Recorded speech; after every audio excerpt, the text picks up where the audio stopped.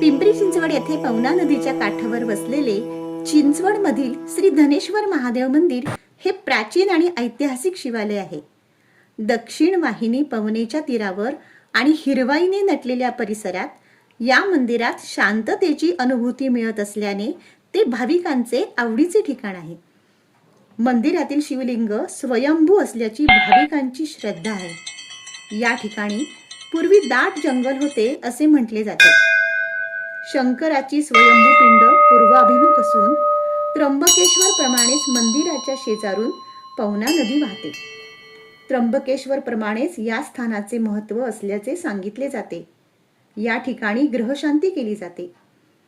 शंकराच्या पिंडीसमोर गणेश मूर्ती, तेजस्वी महिषासुर मर्दिनी व गरुडारूढ विष्णू लक्ष्मीच्या मूर्ती आहेत.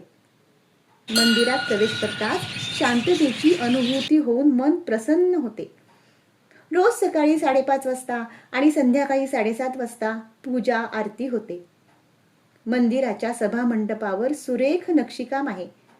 वैशाखात पहिल्या दिवशी चंदन उटीचा कार्यक्रम असतो. संत तुकाराम महाराजांच्या पालखीसोबत मंदिरातून एक दिंडी पंढरपूरला जाते.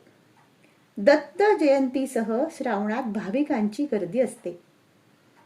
मंदिराच्या पाठीमागील गोशाळेत 40 गायींचे संगोपन केले जाते. चापेकर बंधूंनी रॅनच्या वधाची शपथ धनेश्वर मंदिरात घेतल्यामुळे मंदिराला एक ऐतिहासिक पार्श्वभूमी लाभलेली आहे. या प्रसंगाचा संदर्भ अनेक पुस्तकात असून त्यावेळच्या मंदिराचे वर्णनही यात असल्याची माहिती स्थानिकांनी दिली. मंदिर परिसरात पुरातन पिंपळाचे झाड आहे. इथून अगदी जवळच श्री महान साधू मोर्या गोसावी यांची समाधी असून या आधीपासून हे मंदिर असल्याचे स्थानिक जाणकार सांगतात.